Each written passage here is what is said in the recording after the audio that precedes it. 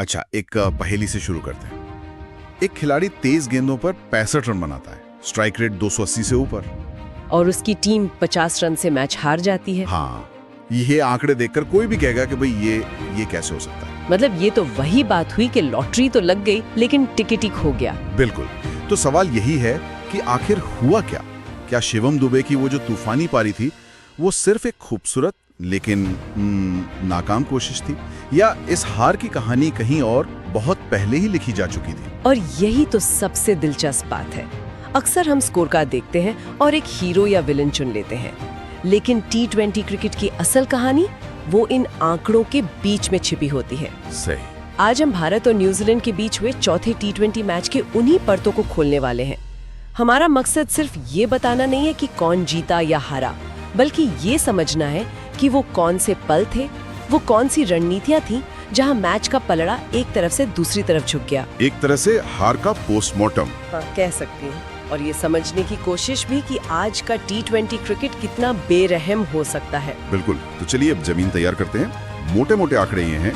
New Zealand ने पहले batting की, 20 ओवर में बनाए 215 रन 7 विकेट पर। बहुत बड़ा स्कोर। जवाब में भारत 18.4 ओवर में 165 पर ऑल आउट। नतीजा, न्यूजीलैंड 50 रन से जीता।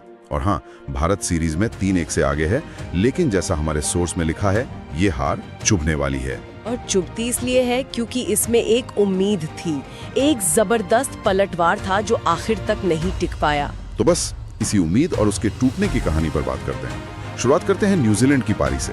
215 रन। ये स्कोर ऐसे ही नहीं बनता, इसकी नींव रखी गई पावर प्ले में, और उसका आर्किटेक्ट था टिम साइफर्ट। हाँ, टिम साइफर्ट। 36 गेंदों में 62 रन।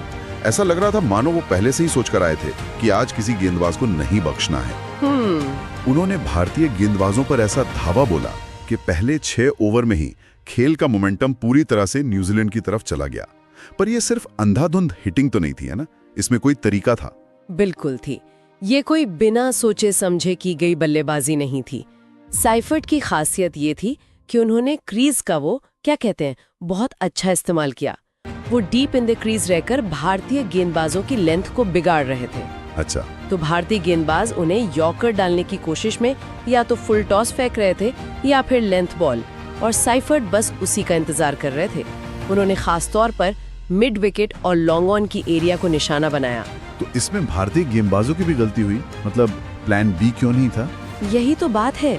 जब एक बल्लेबाज आपकी एक खास लेंथ को लगातार मार रहा हो तो आप प्लान बी पर क्यों नहीं जाते? बाउंसर या वाइड यॉर्कर की कोशिश क्यों नहीं हुई? ये एक रणनीतिक चूक थी। और दूसरी बार पर डेविन कॉनवे भी थे, तेज गेंदों में 44 रन। उनकी पारी साइफर्ट जितनी विस्फोटक नहीं थी, लेकिन शायद ज्यादा समझदारी वाली थी। हाँ, और यही तो उनकी पार्टनरशिप की खूबसूरती थी। वो एक परफेक्ट जुगलबंदी थी। एक तूफान तो दूसरा शांत। बिल्कुल। एक तरफ से साइफर्ट तूफान मचा रहे थे तो दूसरी तरफ कॉनवे बहुत चालाकी से स्ट्राइक रोटेट कर रहे थे, और जो भी खराब गेंद मिलती उसे बाउंड्री के बाहर भेज रहे थे। तो प्रेशर कभी कमी नहीं हुआ? कभी नहीं। इससे हुआ ये कि भारत किसी एक बल्लेबाज के लिए फील्ड सेट ही नहीं कर पाया। आप साइफर्ट के लिए प्लान बनाते, तब तक कॉनवे स्ट्राइक पर आ जाते।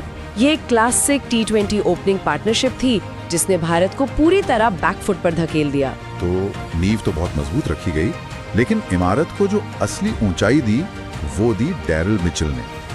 सोर्स में उनकी 18 गेंदों में 39 रन की पारी को गेम चेंजर कहा गया है, और मुझे लगता है ये बिल्कुल सही है। सही कहा।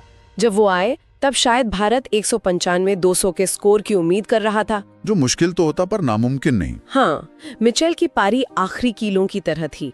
वो आखिरी ओवरों में आई तबाही थी। उन्होंने ये समझा कि गेंदबाज दबाव में है और उन्होंने इसका पूरा फायदा उठाया। उन्होंने पेसर्स की गति का इस्तेमाल किया, है ना? विकेट के पीछे वो स्कूप और रैम शॉट्स। बिल्कुल। और स्पिनर्स के खिलाफ स्लॉग स्वीप का बेहतरीन प्रदर्शन किया। उनकी पारी ने स्कोर को 200 के मनोवैज्ञानिक आंकड़े से बहुत आगे 215 तक पहुंचा दिया। और T20 क्रिकेट में 195 और 215 के बीच का फर्क सिर्फ 20 रन नहीं होता। नहीं, ये मानसिकता का फर्क है। सही।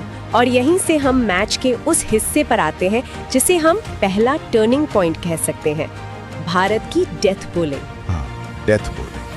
आंकड़े देखें तो कुलदीप को 2 विकेट, अर्शदीप को 2, बुमराह को 1। सुनने में लगता है कि भी ठीक ठाक काम किया। हाँ, कागज पर तो अच्छा ही लगता है, लेकिन कहानी कुछ और ही है। ये विकेट तो मिले, पर रनों का जो सैलाब आया उसे कोई नहीं रोक पाया। आखिरी 5 ओवर में 50 से ज्यादा रन पड़ गए। और यहीं पर पूरी कहानी का सार छिपा है। गेंदबाजों की असफलता सिर्फ रन देना नहीं थी, बल्कि वो मैच के प्रवाह को, मतलब मोमेंटम को कंट्रोल ही नहीं कर पाए। डेथ ओवर्स में